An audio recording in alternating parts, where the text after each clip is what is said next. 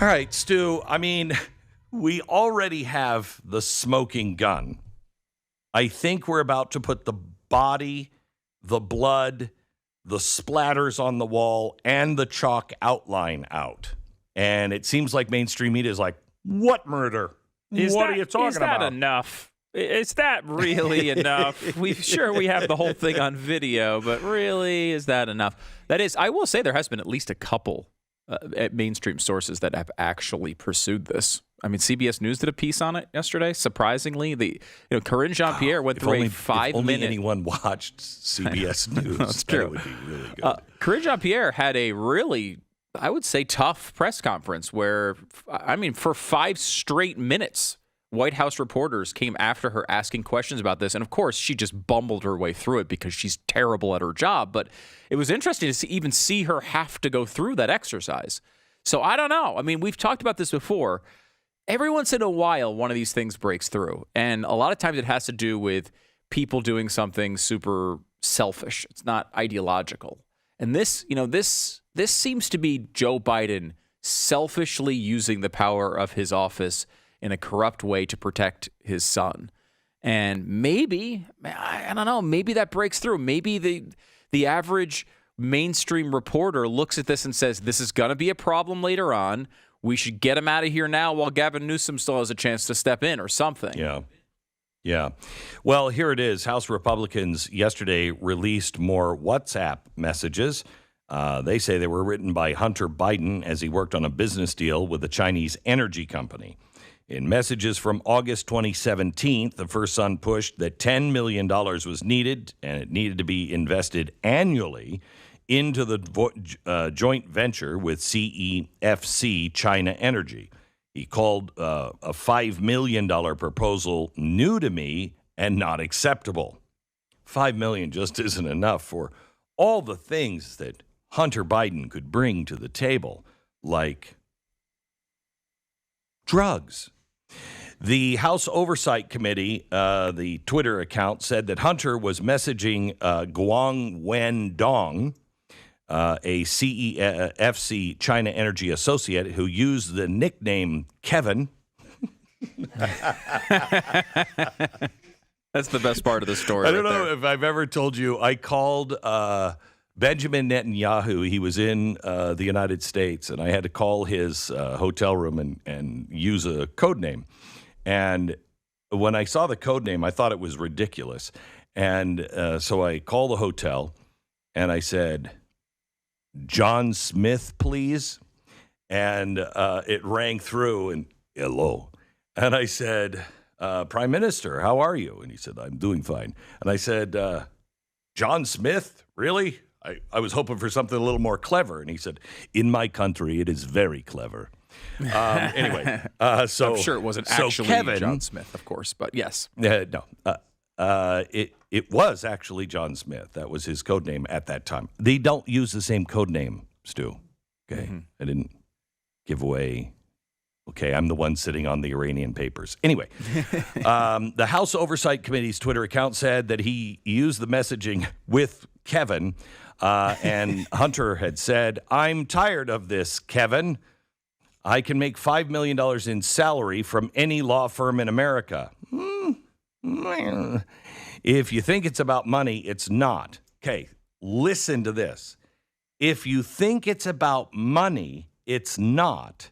The Bidens are the best at doing exactly what the chairman wants from this partnership. Let's not quibble over peanuts. Which Bidens? Oh, I forgot. He's got his sister-in-law, his ex-sister-in-law. She brings a lot to the table, too. And then the brother, who we all know is an expert in...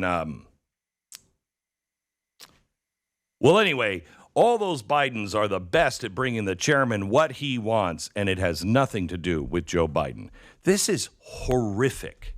Horrific. We all now know this is true, that Biden is selling his country out for cash. And if Hunter is right and it's not about cash, What is it? That even sounds worse. What is it? Treason? I'm having a hard time getting my arms around it, but Hunter is going to be deposed tomorrow, and we will give you more on that deposition and the questions that need to be asked coming up probably on tomorrow's program. I've been thinking about. Go ahead, Stu. I was going to say, do you think that's why we're getting these WhatsApp messages? Like, I mean, if the Republicans had these this whole time, I'm a bit perplexed on the timeline here. We're hearing about this after this deal has been cut. Are they just trying to say, hey, don't let this deal go through because we have so much more that you don't know about yet? Is that the goal here? Why are we hearing about these things now? Because I don't think these have anything to do with the deal. He can make whatever deal, but he didn't make a deal on this, I don't think. I mean, the way it was covered, cover this. The way the press wrote about this was this deal was designed to knock out all the criminal questions on Hunter Biden. Like, this is it. This is what they came up with. They looked at everything, and this is what they came up with, and it should clear him from all the other stuff. Now, I don't know if legally you doesn't clear his dad. Doesn't clear his dad. Doesn't clear his uncle either, who was a huge part of this particularly. But I don't. Like, I hope that, I really hope they go in there tomorrow and the judge is like, no, I'm not taking this deal. Go back to the drawing board. Because clearly there's more going on here than him not paying his taxes a couple times. This is not a minor thing, and we're talking about influence at the highest levels of our government. And if that is just ignored, it's going to incentivize people to do more of it, and we still don't know what happened here. We don't know if there was policies that were implemented when he became president later on. We don't know what influence this stuff bought, but I doubt it was without a price. You don't spend $5 million, $10 million, $100 million on something and get nothing back for it. So yesterday, on a related note, Hunter Biden settled with his baby mama. And baby mama wanted the Biden name, for one, and she also wanted more cash. I got stuck as I was reading this. I really got stuck on the Biden name. She felt that carried weight in society. Not anything good. Would you want to strap your child with the name Biden? I wouldn't. I grew up in an alcoholic family. Both my parents were all screwed up. My mom had a good childhood. My dad had a horrible childhood. He was abused by his father. He ran away from home at 16. He ran to Los Angeles, stayed at the YMCA where he had been repeatedly raped. He only told me this towards the end of his life. He never told anybody in the family ever. None of us knew. And did everything he could. He was kind of a distant dad because he didn't want to be his father. And I understood so much more about my childhood with him just not being around much more after he talked to me about that. But now I can at times be a distant dad because I'm working all the time, and it's something that I'm trying to conquer. And abuse has happened in my family with my sisters, and it has been my goal to stop all of the abuse in the family.